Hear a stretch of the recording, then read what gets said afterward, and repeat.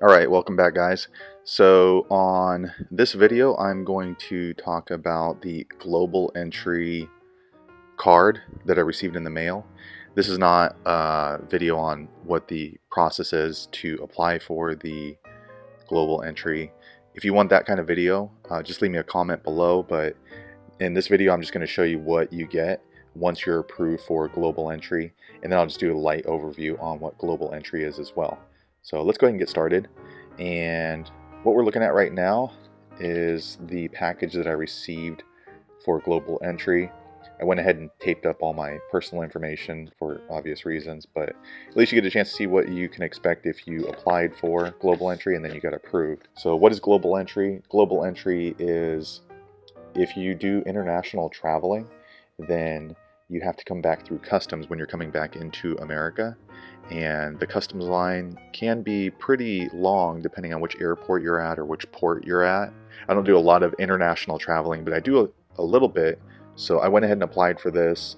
It's maybe like a 2-month long process. It costs maybe $100 or so.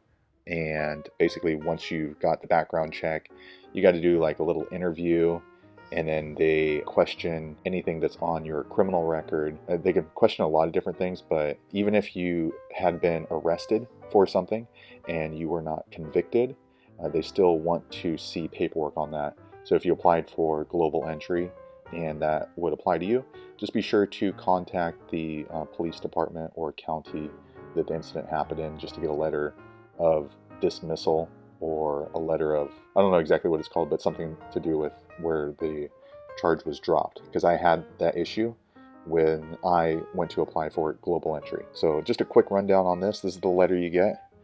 This comes from 1300 Pennsylvania, and then your address will be next. And they also include your known traveler number on this form. So again, I've kind of covered it up, but it's here, here, and then it just has some general information on what to do with your card once you get it. Usually the card was affixed right here when I received it, and it's got like a little sticky thing on it, so you just peel it right off.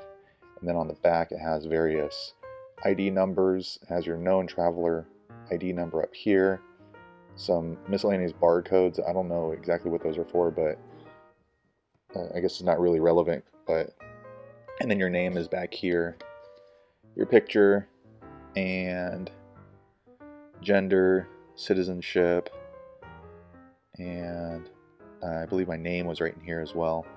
So, and then your picture, of course, right there.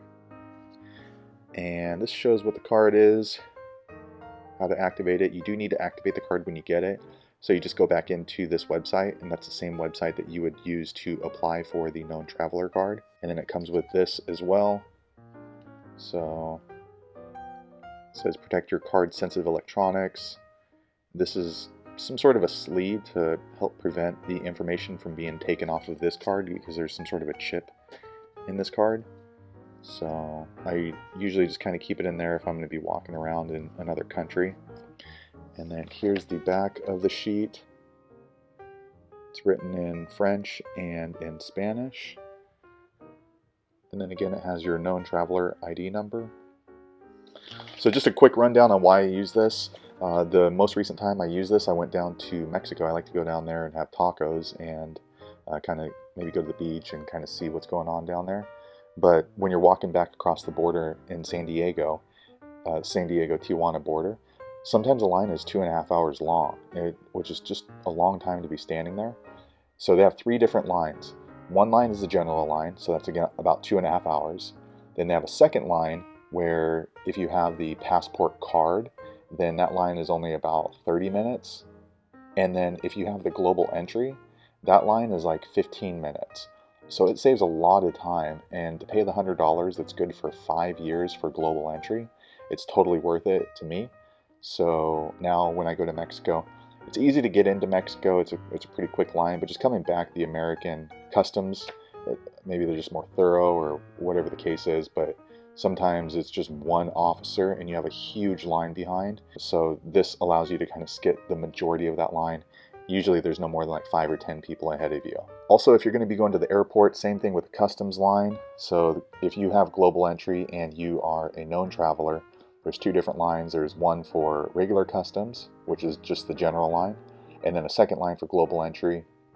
Every time I'm going through the airport, I've only used the general line up until recently when I got this. I haven't gotten a chance to use this at the airport yet, but I see in the global entry line, there's only like 5 or 10 people in line, so you just walk right to the front, as opposed to the general line, it could be 30 minutes, an hour, sometimes an hour and a half, just standing there waiting to get through to talk to one of the customs officials. So kind of cool. But if you're looking to get one of these, just be sure to click the description. I'll put this link down there, and that way you can apply and maybe you get approved for it.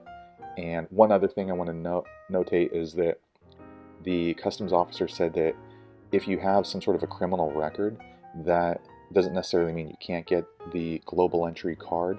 You can still get it, but they said that if you have 2 misdemeanors at any point throughout your life, then you would be declined for this. So if you have 1 misdemeanor, there's a chance that you won't get approved, but it doesn't necessarily mean that you won't be approved. And it's just a case-by-case basis. So I guess if you had some, really bad misdemeanor or some moral turpitude, maybe they wouldn't approve you. But if you just had some miscellaneous misdemeanor, it doesn't necessarily disqualify you. But if you have 2 of them, though, they're saying you're probably not going to get approved, or if you have a felony. So just kind of keep that in mind. But yeah, be sure to check the description and leave me a comment if you want me to do a video on the application on how to get this global entry card. Thanks for watching. Be sure to subscribe.